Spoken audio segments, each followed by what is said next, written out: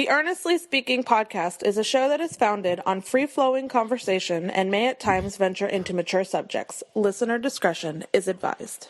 Yeah, Earnestly Speaking podcast.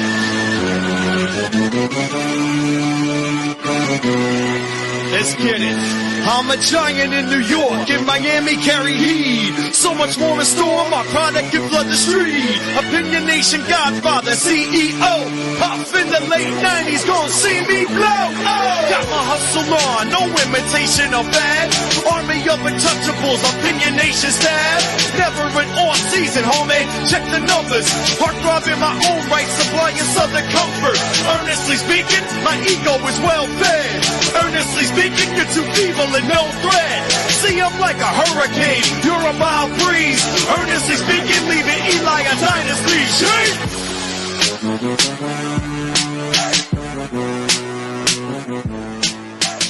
Earnestly Podcast coming to you June 5th, 2024. Although most of you guys will probably hear this podcast on the 6th because I'm recording this late night, Wednesday night, here in South Florida on another hot day in South Florida.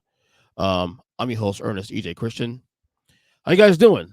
Yeah, so I got a lot going on here. And I got a text here. Give me 1 second. I got a little text here. I got to pause this. And it feels like forever. But as you can see the title of today's episode, finally, the NBA Finals have arrived. When you hear this podcast, will be the day one of the NBA Finals. I'm excited about this series. Mavericks Celtics game one. Well, as I said, Thursday night.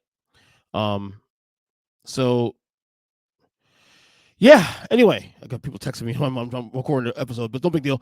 And a lot to get to into this series. A lot of narratives in this series. What's gonna be really cool is that no matter what, we're gonna have a new NBA champion. Not just in terms of like obviously Denver being defending champion, but also Luka Doncic, who's arguably a top 3 player in the league. I would say top 3. I think it's arguable at this point. Jason Tatum was arguably a top 5 player in this league. One of these two guys are going to finally get to the top mountain after so many years of trying to get to this point. A lot of legacies here could be formulated here. Luka's legacy definitely. I would say if you're talking about the potential face of the league, you're talking about all that. I would say Luka's legacy definitely is something that could be, he wins the series. Now we're looking at a conversation right now of him being possibly the best player in basketball. I think most people will still give it to Nikola Jokic because of the sample size of greatness he's shown, not just this year, not just last year, but the last couple of years. Talking about the guy who's won 3 MVPs in 4 years, an NBA title to go with that. But Luka enters the conversation of arguably best player in basketball. He's right there now. Like your top 3 players in the league is definitely, whatever one put him in, but your top 3 players are snug. It's snug Jokic, it's snug Giannis, it's snug Luka. No matter what order you want to put it in, and you can argue all that stuff to the cows come home, and that's fine. That's more than fine with me. But those are your 3 best players in basketball. Then the next bunch gets a little dicey. I probably put Steph Curry 4, probably. We'll see. And then 5 and 6 and 7 gets a little dicey again too. Also because you have the Jason Tatums, you have the Joel Embiids. Some folks still consider Kevin Durant in the conversation. Still folks consider now Anthony Davis what he's done this year prior to getting knocked out of the conference finals in that conversation. And certainly it's something to talk about. That definitely. A conversation to be held there. But it's a lot of legacies here being fulfilled finally in this series. We're gonna know. We're gonna basically have Luka or Tatum. Who has more to gain in this series? I did a top 5 actually of guys who have the most to gain in this series. Number 5 for me, I'll go back 5 to 1. Kyrie Irving. This tournament by Kyrie Irving's been incredible this year. Think about this. This guy got traded to the Mavericks last year. And this team, in the middle of the year, and this team fell apart. Not only made the play-in, not made the play-in, missed the playoffs entirely. Okay, folks were saying, well, you can't extend this guy. Mavericks gave him a 3-year extension. Folks are saying, okay, well, he's on borrowed time at this point. I don't see the Luka kind of thing working, and I can see Luka probably. People saying Luka probably will opt out for ask for a trade at some point. All they've done this year is win 50 games. All they've done this year is win the NBA Finals, and now they're 4 wins from winning the championship. And Kyrie Irving has been a great citizen. Now, I see a lot of people here apologizing to Kyrie for how they treated him last couple of years, with some of the things, some of his behavior off the court. Alleged anti-Semitic behavior, which he never said anything anti-Semitic. All he did was share or reshare or repost a documentary, which allegedly had anti-Semitic material in there. I didn't see it. So I can't speak on that. But people have said that it's in there. That's fine. I mean, it's not fine. It's in there, but that's what it is. And him being stubborn and not understanding why people are pissed about that. Also, obviously, the way he handled the, during COVID when he was in Brooklyn, the vaccine mandates, which I defended him on for the record. I did defend him on that, saying that while I did not agree with him in his position, he had a right, based on his own principles, to do what he did. Now, I also thought it was a little bit selfish because in the city of New York, they weren't allowing players to play. Don't allow anybody to work in general in New York unless anybody had the vaccine. So I thought it was selfish at the time, but at the same time, I understood his position, and I will say in his defense, he stood by principle. Because I'll tell you what, I told you guys a couple of years ago on this podcast, like even I was skeptical of the vaccine. Even I was. But I did it because of like I told you, there's, people who are, we have to get to rap about this, obviously, because this has been a couple of years now past, but, my only issue I had with the vaccine was most of the mandates. That's all. But anyway, he has changed the narrative in a span of 1 year. It's been in 1 calendar year.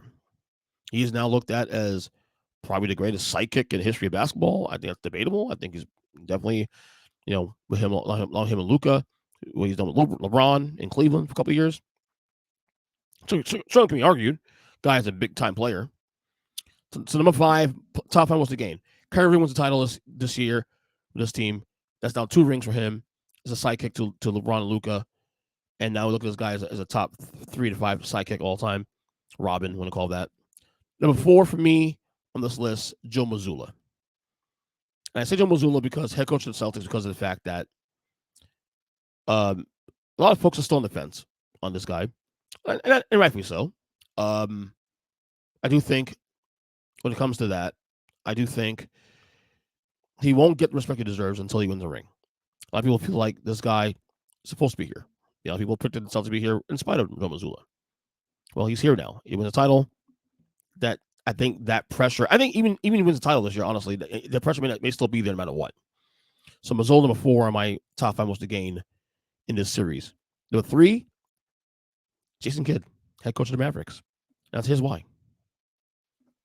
Jason Kidd, tumultuous time in Milwaukee. He has some rough stints early on. Jason Kidd only now, through this playoff run, has started to get some more respect as head coach. So a title here can actually get, not say clean slate, obviously, of his legacy as a head coach. Obviously, he's a Hall of Fame player. But Jason Kidd, with a win here, can, really propel himself to be one of the more respected coaches in basketball. So I don't think anybody really consider him as such any point of his career. The way he left the Nets years ago, the way he went to Milwaukee, and that fell apart and all that. So he paid his dues as an assistant for a couple of years.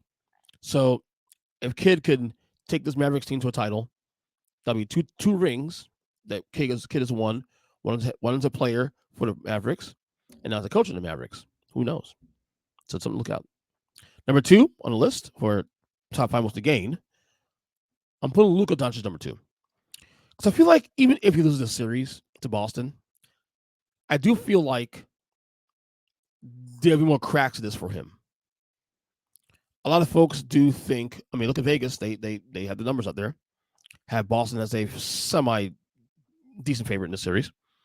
A lot of folks do think Boston has the edge here, especially if Kristaps Porzingis plays the series. So I do think that Luka definitely, I think he has a couple more cracks to this. I'm not saying Boston's not either, or Tatum is not either, but I feel like Luka, there's still a little bit of surprise that this Dallas team's in the finals because this team literally did not even make the playoffs last year. So there's still a little bit of a surprise element, and I think people like that. Luka's will have a longer, a peak, if you want to call that. So people thought of him number one, but I think number two. I think people already, no matter what happens in the series, Luka will still be looked at as that dude, top 3 player, and that's going to change at all. Number one, though, is Jason Tatum. Because a lot of folks like myself, while I believe this kid is one of the most talented players in basketball, he's certainly a fringe top 5 guy, although I don't think top 5 is actually definitive for him. A stolen defense of Jason Tatum. Is this guy going to do it? Finally do it. This guy has been to, not so much him, but the Celtics, 6 last 8 years, have been to the conference finals. I know he's been to 5 of those teams. The first time they went to the conference finals in this run, he wasn't there, but Jaylen Brown was there with Isaiah Thomas. Small Isaiah Thomas, of course. But still, he's been here before. He was here 2 years ago. This team has been a regular in the Final Four in the NBA. It's time to get done. And a lot of folks feel like this kid is so talented. He just doesn't have the dog in him. This is what I've been saying for a long time. If Jason Tatum had the dog in him, if this guy had Jimmy Butler's heart, this dude would be the best player in basketball. And I'm not saying he's not a tough guy, but it feels like, as I said in the last episode, that this guy can score 30 points and whatever, how many boards and how many assists, and doesn't feel like there's a stamp on this game, a Tatum stamp. I don't know. I don't know what it is. He has most of the game. I think any of these guys, Luka or Tatum, Luka Doncic, Jason Tatum, winner of the series, will be the MVP leader or MVP favorite next year in the NBA. That I will say. So again, Kyrie, 5-1, Kyrie Irving, Joe Mazzulla, Jason Kidd, Luka Doncic, Jason Tatum, players with the most to gain in this series. I saw there was something about the Boston Globe 2 days ago, put out an article saying if this Celtics team win the title, this is an all-time great championship team, all-time great team. By virtue of analytics and virtue of the numbers and all that, I think that's false. That's just crazy. I don't think anybody, even though they won 64 games, believe me, no one's knocking that whatsoever. That the Celtics winning 64 games is amazing. But no one at any point this year felt this was an all-time great team. Nobody. I'm sorry, no one's ever felt that. Even the numbers bear out as such. I mean, there's a lot of folks are crying out loud that still were on the fence whether or not you make the finals to begin with. You don't need favorites because there's something with this team that kind of, number one, forget the fact they call out of breaks in the playoffs. Playing with the opponents missing with stars. Jimmy Butler missed the first round of the series. Donovan Mitchell missed the half of the series. Tyrese Halliburton missed half of the series. And look, granted, they probably still won the series no matter what. They probably still won their series no matter what, even with those guys in tow. But there's always felt like there's something missing with this team. Nothing felt definitive. The great teams we've seen in the past have always had a definitive feeling to them, a definitive aura to them. So they don't. No, I just read the Boston Globe because here's why. And I'll give you one key reason why what they wrote in that article in the Boston Globe is false. So they have the Celtics. They have the Celtics number 1 all-time offensive team in the history of the NBA based on the analytics. You know the number 2 team on that list was? Let's take a wild guess. The number 2 team on that list was the 2023-24 Indiana Pacers. Yeah, the team that is beat in the last round of the playoffs. And we know for a fact that 60 Pacers team is not an all-time great team. Let's stop that noise. So again, there's no context for this. There's no guys. And look, I get the Boston Globe, homerism, all that, but can we please use a little more common sense with some of these things we talk about? Like seriously? Like no, they're not an all-time great team, even to win the title. Now, if this team wins the title and then they win another one again, or then they win, maybe say they win back-to-back, or they win 3 and 4 years, some of that stuff. Now we're talking. Now we're cooking the gas now. Now we're cooking. But to say this team's an all-time great team just based on the fact they won 64 games and the analytics kind of favor that, quite out loud, we had a 65-win Suns team lose to the Mavericks 2 years ago in the playoffs. We had a 67-win Mavs team in 2007 lose to the Warriors in the first round of the playoffs. Like, what are we doing? What are we doing? Like the Boston Globe. Stop. Back to the Kyrie thing. Before we get to the prediction, back to the Kyrie Irving thing, because obviously this turnaround's been great and what he's been doing. LeBron James came out on I think it's a podcast with JJ Redick and made a statement about how he misses playing with Kyrie. He's happy for Kyrie, he misses him. And it sparked a debate on First Take this morning about who's his running mate is, because he was saying he misses playing with him, obviously. And Stephen A. Smith, I have to say, like, there's a lot of things I disagree with Stephen A. Smith, though, but he actually nailed this.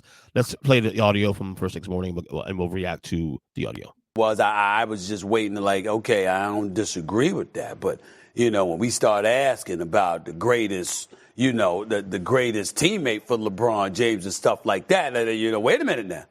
Wait a minute. Let's not forget Dwayne Wade. And I will say this once, and I'm going to say it again in this show. You're saying Dwayne Wade is his best running mate LeBron's ever had? You damn right. You damn right. All the stops? I don't give a damn what LeBron says. It's Dwayne Wade. Because let me tell you something. If it weren't for Dwayne Wade, I could make a legitimate argument there would have never been a Kyrie. LeBron didn't know how to win until he got to Dwayne Wade. Let's call that what it is. Dwayne Wade and Pat Riley. Oh, here we go. Another debate spurring. Look at Wendy's face. It's a fact. It's a fact. Y'all can debate it all y'all want to. Kyrie's spectacular. Kyrie's sensational. I'm not questioning anything about the greatness of Kyrie. I'm just saying about 4 years prior, there was another dude. And that dude came along when LeBron James was so warped. He didn't want to go to the free throw line. He didn't want to take potential game-winning shots during an all-star game. It was a lot of stuff that happened.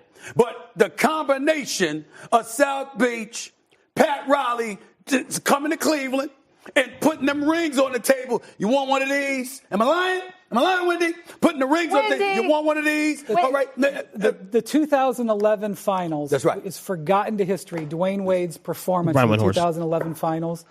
It is a crime that LeBron didn't take advantage of him playing. Yeah. And when he hit the nail on the head there, because people forget in that Mavericks Heat series in 2011, LeBron James short-circuited in games 3 through 5. Like literally short-circuited, which is so weird because he was so dominant. He was number 2 in the MVP race, I believe, that year. He was dominant in the playoffs, beating Philadelphia, beating Boston, beating Chicago. And even the first couple of games of the finals was LeBron James. He was the great LeBron James. And then somewhere between game 3 and game 5, he just short-circuited. There was one game he had only 8 points. He was inefficient. He was confused. He had J.J. Barea in his head. He had Jason Terry in his head. And he cost Dwayne Wade. It's funny because as a Heat fan too, especially, I remember that series a lot because that was probably Dwayne Wade's really last great year in the league. It was 2011. Dwayne Wade, if the Heat win that series, and LeBron plays even at his averages, or close to his averages, the Heat win that series. And it's not LeBron James MVP finals that year. It's Dwayne Wade. It's Dwayne Wade. People forget that he had a 2-1 series lead in that series. They were up 1-0 in the series. Then they blew game 2. Okay. Came to Dallas with game 3, beat Dallas on game 3, and had control of that series. And then LeBron just short-circuited. So Stephen is correct on that. Like, Sure, Kyrie, what Kyrie and LeBron did in 2016 against the Warriors, and I was that run in Cleveland a couple of years was phenomenal. No one's taking away from that whatsoever. But LeBron did not learn to win until he came to Miami here in South Beach. And Dwayne Wade, who, by the way, already had a ring before LeBron got here. The dude was doing. LeBron couldn't even do press conferences by himself that first year. Remember how that first year was? It was so weird. He was doing press conferences with Dwayne Wade by his side. So Dwayne Wade, without question, even more than Anthony Davis, more than Kyrie Irving, it doesn't matter. Dwayne Wade is the best sidekick LeBron's ever had. I don't give a, and I'm gonna quote Stephen A. here also too. I don't give a damn what LeBron thinks. LeBron can say what he says. From outside here, as fans, and what we saw, because I watched it all in real time. Dwayne Wade's the best sidekick he's ever had. End discussion. Period. Anyway, as for a prediction, this is tough. The last episode we recorded here on this podcast, I said that I was leaning Dallas. Now, I recorded that show, I believe, on Friday. It seems like it's so long ago. That Minnesota series ended, last week, Wednesday or Thursday? Can't remember, so long ago. But I said with a caveat that, and we hear that Kristaps Porzingis is going to play game one. He's expected to play game one. That his health will dictate where my prediction goes. Now, he's going to play the series, as we heard. But I don't know how healthy he is in this series. For the series, rather. It's a calf injury. And calf injuries can go anywhere. It can do anything. It can affect his Achilles. It can affect other possible parts of the body by the way he plays. So that being said, if Porzingis was healthy in this series, if I knew he was at least 75%, 80% healthy in this series, I'm taking Boston. But even with Boston being, I can't say Boston being dominant they were in this playoff run, because that Indiana series, they swept Indiana. They could have easily been down 3-1, or it been a 2-2 series going to game 5. If you watch those series in detail and with context, Boston had moments where they could have given games away easily against lesser teams that they bought their best players, without Donovan Mitchell, without Jimmy Butler, without Tyrese Halliburton. So that being said, I don't know. I just feel like with Dallas, it feels like, I want to say a team of destiny. That's such a cliche. It really does.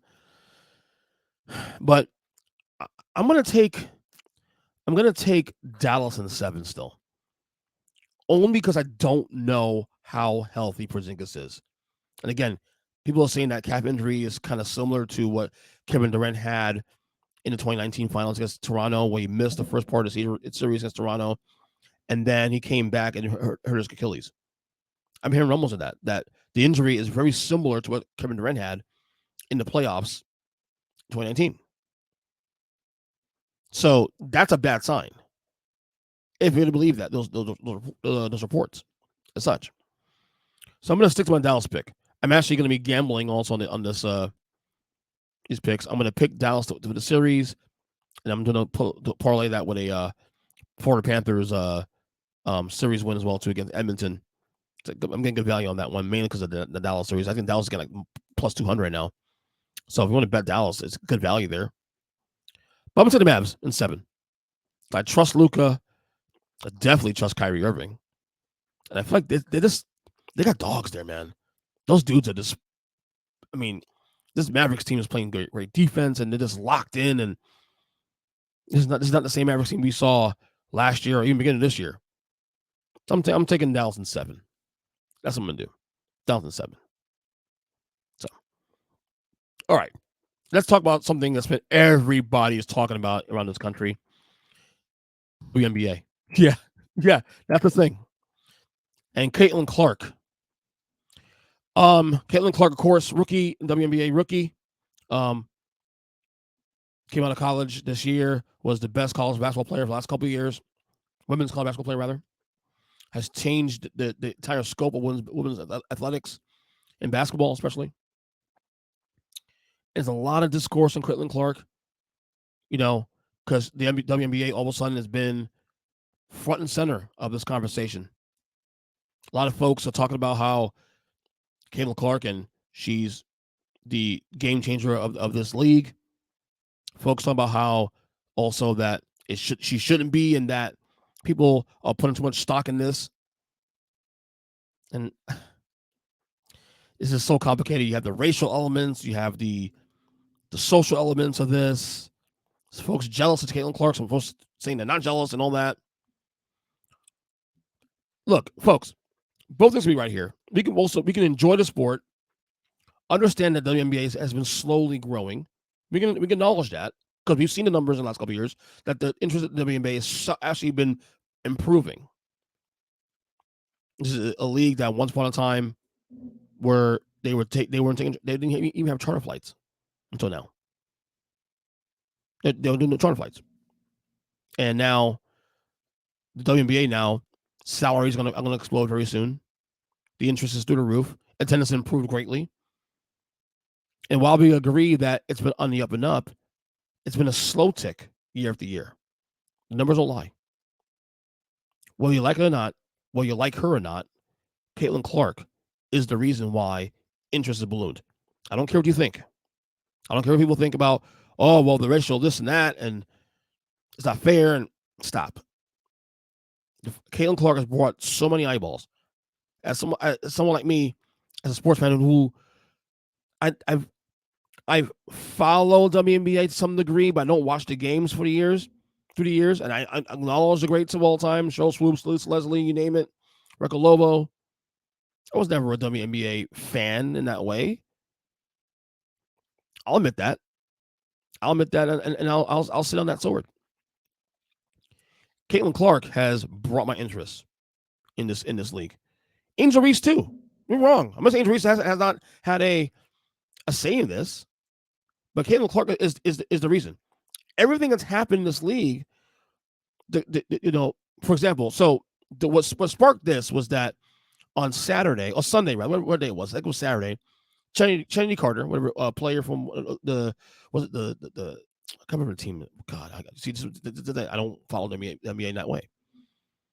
Gave her a shove, got a second one for a shove, or not an assault. Stop. People saying it was an assault. It wasn't an assault. A shove. A dirty play, which is obviously a dirty play, on Caitlyn Clark. And people are saying that, basically saying that people are being too rough on her, and that people are trying to not injure Caitlyn Clark, but trying to, it's kind of, rookie hazing, that kind of thing. And so it's brought a lot of discussions about WNBA and Caitlyn Clark and all this stuff. If Chenny Carter did the same thing to a random female player on another team, for example, well, hell, even on the Fever, for a matter, nobody's going to care about that. Nobody's going to talk about that because it's a random player. But because it's Caitlyn Clark, it's why people care. That alone is a clue why Caitlyn Clark is still moving the needle. At the end of the day, needle movers. We talk about this all the time on this podcast about with music and with anything else. Who's moving the needle? Okay? You may not like Taylor Swift. She moves the needle. Okay? You may not like Patrick Mahomes. He moves the needle. Caitlyn Clark, you may not like her or not, she moves the needle.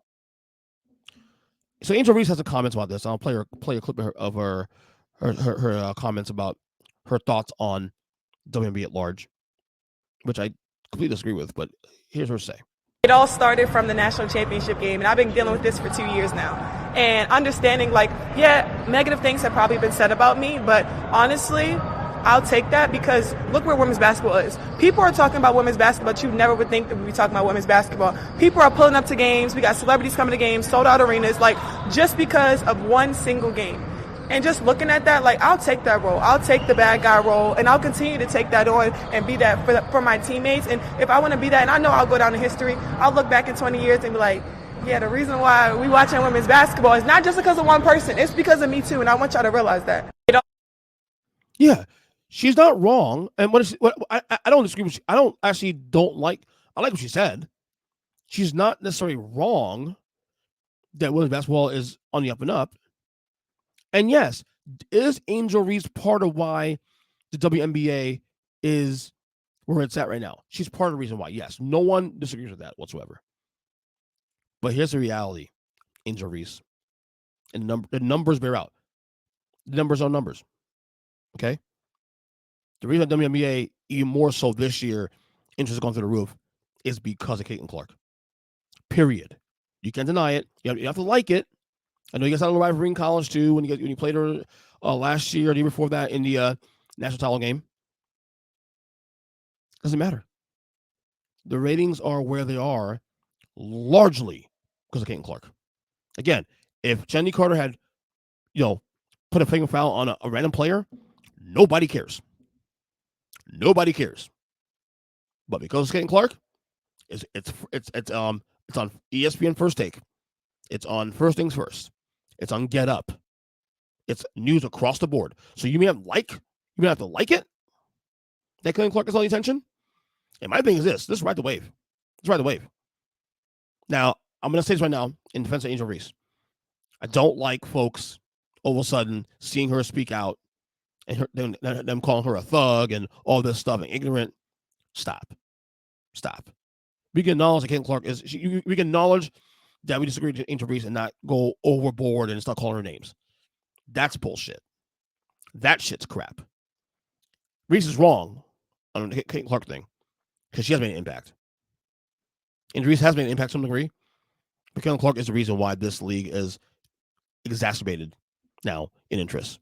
And just be happy about that. You saw it got heated on First Take with Stephen A. Smith and Monica McNutt, who's a star right now, a rising star in sports media. She's a New York Knicks radio broadcaster and all that. She's on ESPN a lot. She's also come to WNBA as well. She's also gorgeous, for the record, but that's neither here nor there. So, yeah, WNBA we agree. Interest has been growing a couple of years now, but Caitlyn Clark has made that growth. Her presence in the NBA now has made that growth even more so and a lot faster. And that's the fact. End discussion. Anyway, that's just that. All right. What else on the list to talk about here before we get out of here? I don't want to be here too long. Oh yeah. This is how we know we're getting close to that period in sports. Because obviously you have the NBA finals. Which means still at the end of the year for the NBA. He's done a cup final starting Saturday. Okay. Now WNBA is here now. WNBA is getting more interest now. Maybe this is the year WNBA actually steals more eyeballs than baseball. I'm a Met fan too, so the Mets suck. So the baseball interest has been downward. They suck this year. But this is how you know we get to that period where in the NFL, which is still king shit in the world, we still find little things to talk about, not related to the current, product. So Houston Texans quarterback CJ Stroud was on a podcast. I don't know the name of the podcast, but it was on some podcast he was on a couple days ago, and he was basically asked, "Whose career would you rather have? Would you rather have Eli Manning's career, or would you rather have Aaron Rodgers' career?" And his answer may shock you. If you had to pick a career to have, I'm going to have Aaron Rodgers' career or I'm going to have Eli Manning's career. Who career are you taking? You want the rings, dog. You don't want That's all that matters, the rings. Oh, wait, that's the guy that shouted that in the end. That's one of the co-hosts or the hosts, whatever, of that said podcast. I got to check out that podcast, by the way. It sounds interesting. So unpack this real quick. Aaron Rodgers versus Eli Manning. Whose career is better? So Eli Manning has 2 Super Bowls titles, 2 known Super Bowls. Aaron Rodgers has 1 Super Bowl. He also has 4 MVPs. Okay? Who do you take? Whose career are you taking? Now, folks probably could think I'm going to say to Eli Manning because I'm a New York Giants fan. I named my kid Eli, my firstborn Eli. So Obviously, Eli Manning has a better career because he has 2 Super Bowls, and not only has had 2 Super Bowls, but he also beat that guy and that team to win Super Bowls. That guy being Tom Brady, that team being New England Patriots. No. The correct answer is Aaron Rodgers, buddy. Because Eli Manning isn't even in the conversation of being a top 20 quarterback all time. Okay? Aaron Rodgers is in the conversation of being a top 5 quarterback all time. In fact, if Aaron Rodgers wins another title before he retires, let's say he wins the New York Jets a championship this year. I mean, the guy's 40 years old, so the clock's ticking, right? But let's say he wins the title for the New York Jets this year. All of a sudden, that top 3 conversation that we have with Brady and Mahomes and Montana, and I'm not saying I'll put Rodgers in that top 3 discussion, but it becomes more realistic. Let's say Aaron Rodgers this year wins a 5th MVP and then comes up with a Super Bowl title. Not only does he win a Super Bowl, he's been a Super Bowl with the Jets, a team that has been championship starved since 1969. If that happens, he's a god in New York. He has 2 rings now. Aaron Rodgers is probably, in my opinion, already a top 5 guy anyway, regardless of how many lack of rings he just has. People say, well, Peyton Manning has, say, no, that's not true. Only has 1 ring. Well, folks think Peyton Manning is in top 5. He has 2 rings, and that last Super Bowl was, to be honest, he wasn't the best player on that team at that point. And you could argue both Super Bowl runs, he wasn't that impressive. Look, I mean, again, check the tape, look at the stats. I'm not saying I married the stats, but the context matters. There's no way. Look, the only reason you even consider Eli Manning over Rodgers' career a preference is because Eli Manning, in those 2 runs in 2007 and 2011, went on some miraculous runs and then beat the 18-0 Patriots in 2007, and then beat them again in 2011. But if we're talking about career, give me Aaron Rodgers all day long, baby. Give me the 4 MVPs. I'll take the 1 Super Bowl for now and take my chances. That's the right answer. Anybody that says that Eli Manning is crazy. I'm sorry. That's insane. And no. The correct answer is Aaron Rodgers. I'm a Giants fan saying that. I love Eli Manning. Eli Manning is one of my favorite players of all time. I'm grateful for that dude. He's doing great things also in the media space. Him and his brother doing the Monday Night Football, Manning cast. But career-wise, and I know Aaron Rodgers is a little bit nutty these days. Career-wise? Dude, there are very few guys I'll take over Aaron Rodgers right now for a career. And the only guys I would consider ahead of Rodgers for a career are 3 guys that we consider the greatest quarterbacks of all time. In Mahomes, in Montana, and in Brady. Aaron Rodgers is the correct answer. Period. So that's just that. Anyway, come on, let's get out of here. A little personal thing here. Music. Do you see the report about Lenny Kravitz? Lenny Kravitz supposedly, according to whatever magazine, whatever, has been celibate for 9 years. What? 9 years? Damn. It's funny, but since then I've been going on Lenny Kravitz like not rabbit hole, but because I've been a fan for years. I've been a fan since like 1995. Actually, what's funny? I remember now too. Also, who got me into Lenny Kravitz years ago was some really cute chick. It was a really cute chick in high school, freshman year of high school, named Jessica. Jessica Suarez, her name was. She was really, really pretty. I actually had a little crush on her. Never worked out, of course, because she was too good for me. Hope she's doing well though. She had got me into Lenny Kravitz in 9th grade, and it was the which album was it that she showed me? She had shown me the album. Let me see, what album was it? I'm gonna say right now. I want to get this right. Sorry about that. The album, that wasn't the 5 album. 5 album was my favorite album, actually, to be honest with you. But anyway, I've been going through a little Lenny Kravitz kick lately because I was playing him a lot last week or so, and my youngest son Logan, who loves music and loves rock music especially, he's starting to get into it. He loves a couple of songs off the 5 album. It was the Circus album that just came out that year actually, in freshman year of high school. But yeah, I've been with a little bit of Lenny Kravitz kick lately. Guys, dude's talented, but dude, 9 years celibate. I was sharing this with a couple of friends of mine who are ladies, and they were saying, I'll gladly, end that 9 years real quickly. By the way, the dude looks fantastic. He is 60 years old. Have you seen Lenny Kravitz? He is 60 years old. Guys, take care of himself. I mean, obviously, he says doing this due to spiritual reasons and all that. Look, I'm sorry, man. 9 years? No, I can't do that. No way. Even as a married man too, especially, no. I can't go 9 days without that. You kidding me? Nah, son. No.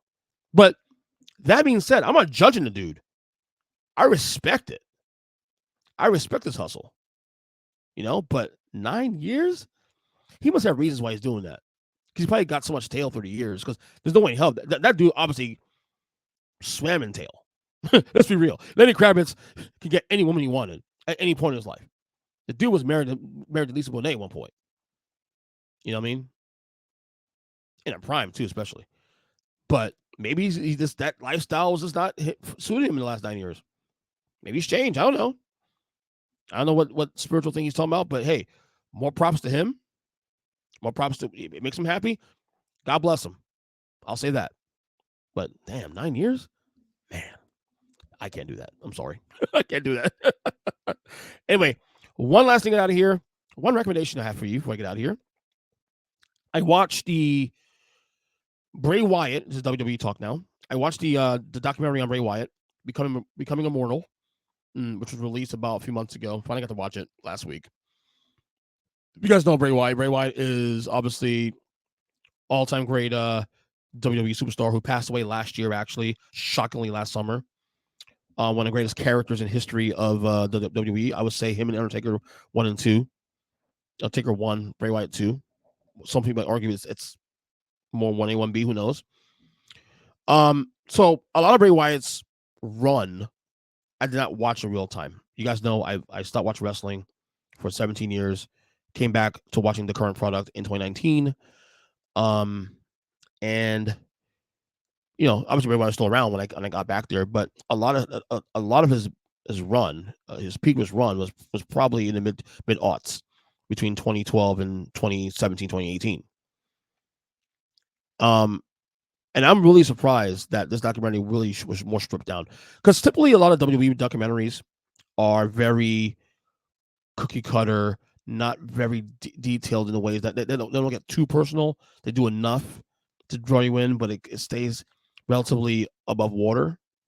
I didn't think they'd go more into detail about his entire career, but in detail to the point where they really broke down how everything, his health and things he went through in his last final days before he died.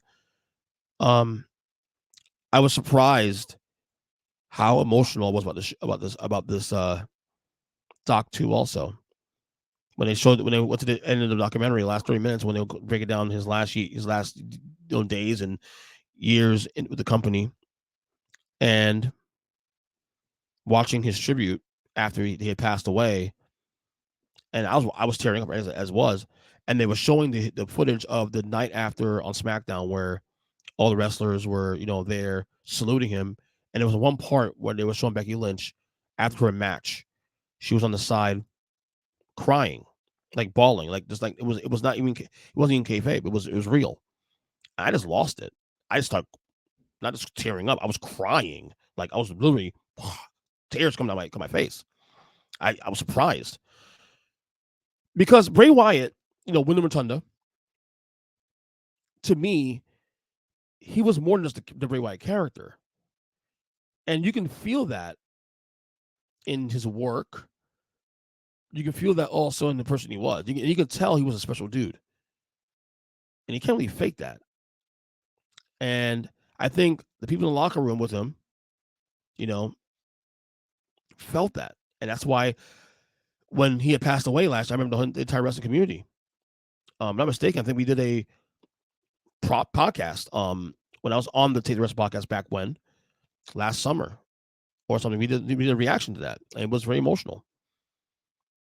But yeah, it was a very good documentary. I really enjoyed it. If you're a wrestling fan, especially too, definitely watch it. Even if you're not a wrestling fan, you actually may enjoy that. His career, I mean, I love his path, his career. Went, obviously going through, FCW and all these other, coming through NXT, and obviously his dad was a wrestler years back as well too. Remember the character IRS, Erwin R. Scheister. He was part of Money Inc. with Ted DiBiase, and seeing his path. He had 4 kids. He had two kids by the first marriage, and he was engaged to marry a former WWE announcer, Jojo Rothman. They had 2 kids together as well too. Seems like a really good father too. Really good documentary. Definitely worth a watch. And yeah, I was surprised how emotional I was watching it. I really was. But yeah, it's on Peacock, obviously. All WWE material here is on Peacock. So Bray Wyatt Becoming Immortal, definitely a great watch. And that's that. And that will do for me on this podcast, dated June 5th, 2024. Obviously June 5th, as I'm recording it. By the time this comes out, it'll be June 6th. But I am on X/Twitter at EJ Christian 7. If you want to also follow my work, especially on my YouTube page at youtube.com/Earnest Christian.